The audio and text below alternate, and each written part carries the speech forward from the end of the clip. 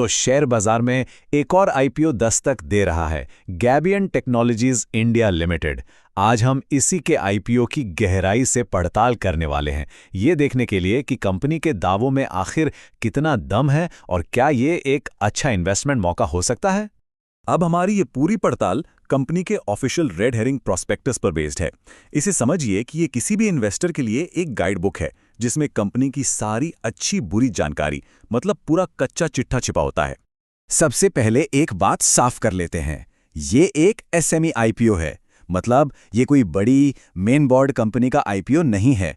ये खास तौर पर छोटी और मीडियम साइज की कंपनियों के लिए होता है, जहां कह सकते हैं कि मौके और जोखिम दोनों का लेवल थोड़ा अलग होता है। तो आज हम क्या करने वाले हैं, हम इस कंपनी को 6 अलग अलग एंगल से देखेंगे।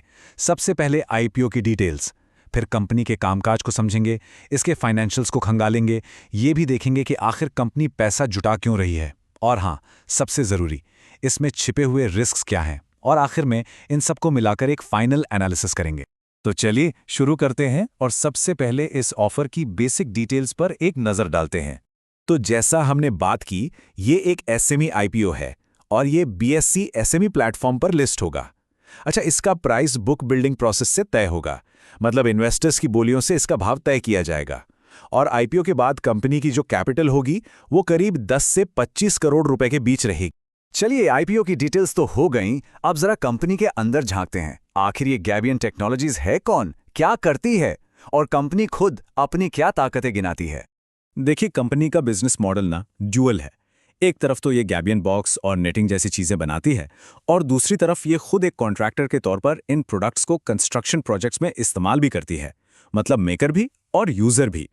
अगर इनके सफर पर नजर डालें तो 2009 में एक फैक्ट्री से शुरुआत हुई थी, फिर 2022 में इन्होंने नेपाल में भी अपना काम फैलाया, और अब देखिए 2024 में एक पब्लिक लिमिटेड कंपनी बनकर ये स्टॉक मार्केट में एंट्री ले रही है।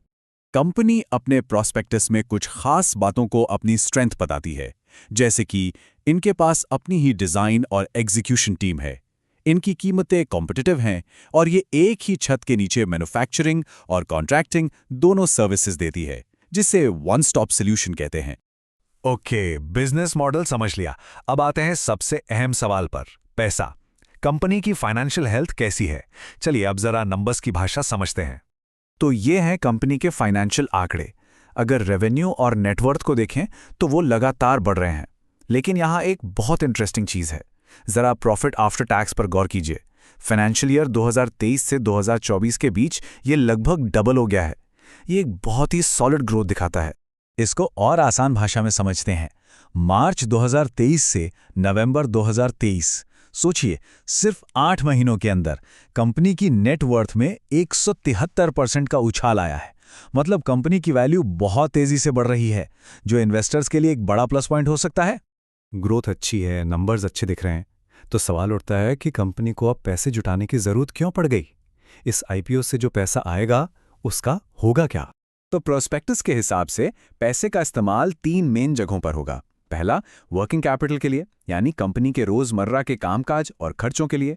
दूसरा, कैपिटल एक्सपेंडिचर, मतलब नई मशीनें खरीदने के लिए जिससे प्रोडक्शन बढ़ेगा। और तीसरा, जनरल कॉर्पोरेट पर्पसेस के लिए, जिसमें मार्केटिंग जैसी चीजें आ जाती हैं। ठीक है, अब तक तो सब अच्छा लग रहा है, लेकिन किसी भी इन्वेस्टमेंट से पहले उसकी दूसरी साइड देखना भी उतना ही जरूरी है। तो चलिए अब बात करते हैं उन रिस्क्स की, उन रेड फ्लैग्स की, जो खुद कंपनी ने अपने प्रोस्पेक्टस में बताए हैं। पहला रिस्क, कंपनी जिस रजिस्टर्ड ऑफिस से काम करती है वो इनका अपना नहीं, किराए का है। अब सोचिए, अगर कल को लीज खत्म हो जाए या जगह खाली करनी पड़ जाए तो ऑपरेशन में दिक्कत आ सकती है और खर्चा भी बढ़ सकता है। ये थोड़ा ध्यान देने वाला पॉइंट है।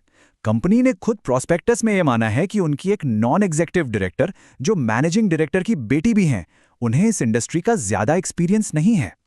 अब ये बात कंपनी के गवर्नेंस और स्ट्रैटेजिक फैसलों पर एक सवालिया निशान लगा सकती है। यह एक पैटर्न नजर आता है जो थोड़ा चिंताजनक है। कंपनी ने कई बार जीएसटी रिटर्न्स और दूसरे जरूरी कॉर्पोरेट फॉर्म्स भरने में देरी की है, और इस पर उन्हें पेनल्टी भी लगी है। देखिए, ये एक तरह से कंप्लायंस में ढिलाई को दिखाता है, जो किसी भी वेल मैनेज्ड कंपनी के लिए अच्छा साइन नहीं माना जाता। और ये नंबर्स एक और रेड फ्लैग उठाते हैं। FY23 और FY24 में कंपनी की टोटल कमाई का 10% से भी ज्यादा हिस्सा रिलेटेड पार्टी ट्रांजैक्शन से आया है। मतलब कंपनी से ही जुड़े लोगों या कंपनियों के साथ लेन देन। ऐसे ट्रांजैक्शंस में हमेशा कॉन्फ्लिक्ट ऑफ इंटरेस्ट का रिस्क बना रहता है, इसलिए इन्वेस्टर्स इसे लेकर थोड़े सावधान रहते हैं। कंपनी की कमाई का एक बड़ा हिस्सा करीब 21.70% सरकारी टेंडर्स जीतने पर निर्भर करता है। लेकिन चिंता की बात यह है कि प्रॉस्पेक्टस के डेटा के मुताबिक इन टेंडर्स को जीतने का इनका सक्सेस रेट लगातार गिर रहा है। एक और बहुत जरूरी बात जो प्रॉस्पेक्टस में लिखी है, प्रमोटर्स ने अपने शेयर जिस कीमत पर लिए हैं वो बहुत बहुत कम है और अब वही शेयर पब्लिक को आईपीओ में काफी ऊंचे दाम पर ऑफर किए जाएंगे। कीमत का ये बड़ा फर्क जानना बहुत जरूरी है। तो चलिए अब पूरी कहानी को समेटते हैं। हमने अच्छी बातें भी देखी और चिंता वाली भी। अब इन सबको एक साथ रखकर एक बैलेंस्ड व्यू बनाते हैं। तो देखिए, एक पड़ले में है ग्रीन फ्लैग्स, जैसे कि लगातार फाइनेंशियल ग्रोथ और कंपनी की अपनी इन हाउस कैपेबिलिटी। लेकिन दूसरे पड़ले में रेड फ्लैग्स भी हैं, जैसे कंप्लायंस में देरी का रिकॉर्ड, गवर्नेंस को लेकर सवाल और सरकारी कॉन्ट्रैक्ट्स पर भारी निर्भरता। तो आखिर में सबसे बड़ा सवाल यही बचता है कि क्या कंपनी की जो ग्रोथ पोटेंशियल दिख रही है वो इसके ऑपरेशन और गवर्नेंस से जुड़े रिस्क्स पर भारी पड़ेगी? इस पर अच्छे से सोच विचार करके ही किसी नतीजे पर पहुंचना चाहिए।